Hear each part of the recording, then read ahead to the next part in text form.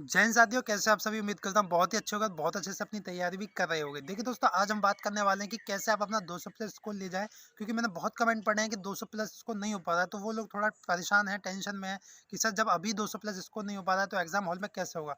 तो आज हम इसी टॉपिक पर बात करेंगे कि आप कैसे 200 प्लस स्कोर अपने प्रैक्टिस सेट में ले जा सकते हैं और फिर कैसे एग्जाम हॉल में 220 तक भी आप अपना स्कोर कर सकते हैं। तो देखिए दोस्तों, वीडियो को पूरा देखना, आज हम इसी टॉपिक पर बात करेंगे।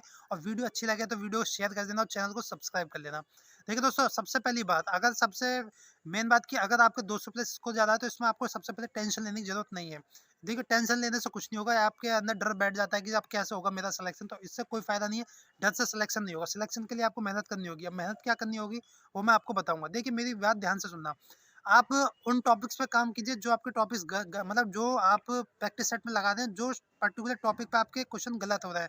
यानी कि मान लीजिए आप मैथ में क्वेश्चन किया आपने, कंपाउंड इंटरेस्ट या सिंपल इंटरेस्ट का, प्रॉफिट एंड लॉस का, अगर आपका प्रॉफिट एंड लॉस चैप्टर का क्वेश्चन गलत हो रहा है तो आप प्रॉफिट एंड लॉस चैप्टर को दोबारा पढ़िए।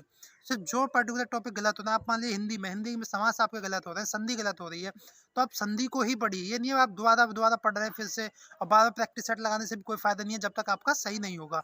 क्योंकि जब तक आपका स्कोर अच्छा नहीं होगा, मान लीजिए आप ज़्यादा प्रैक्टिस सेट लगाएंगे, स्कोर आपका डिमोटिवेट और हो जाएंगे।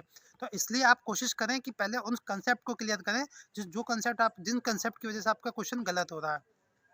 मैं ये भी नहीं कहूँगा कि आप पूरा पूरा सिलेबस पढ़ें। देखिए, अगर समास में भी आपकी मान लीजिए यण संधि है, सॉरी संधि में आपका यण संधि है, गुण संधि है, अगर आपकी मान लो पर्टिकुलर गुण संधि के क्वेश्चन गलत हो रहे हैं तो सिर्फ गुण संधि के टॉपिक देखिए। आपके समास में मान लो तत्पुरुष समास के क्वेश्चन गलत हो रहे हैं तो तत्पुरुष समास का पर्टिकुलर टॉपिक देखिए। मतलब कहने का इतना आशा तात्पर्य है मेरा, सिर्फ अपना कंसेप्ट क्लियर कीजिए उस टॉपिक का। इसका मतलब अगर आपका उस टॉपिक में कंसेप्ट क्लियर नहीं है, इसी वजह से आपके उस टॉपिक के क्वेश्चन गलत हो रहे होंगे।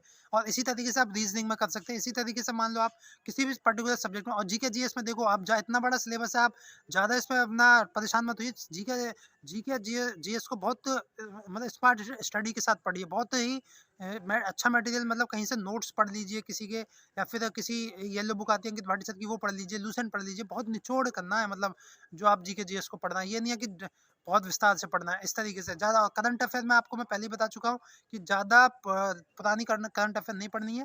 लेटेस्ट की यूपी की करंट अफेयर ज़्यादा ध्यान से पढ़नी है। इस तरीके से वहीं से क्वेश्चन आएंगे।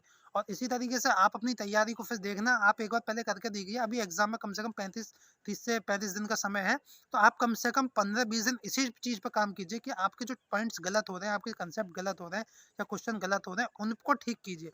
आप लास्ट के 10 दिन में प्रैक्टिस सेट लगाएंगे ना, अगर आप 200 स्कोर यहाँ करके जाते हैं घर पे, तो मैं आपको गारंटी लिख के दे सकता हूँ, आप एग्जाम हॉल में 101% 220 प्लस स्कोर कम से कम करके आएंगे।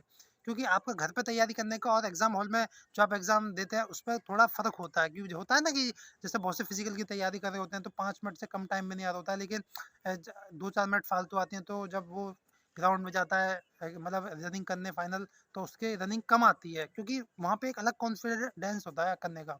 तो इस तरीके से अगर वीडियो अच्छी लगे हो तो वीडियो शेयर करना और चैनल को सब्सक्राइब कर लेना। जय हिंद।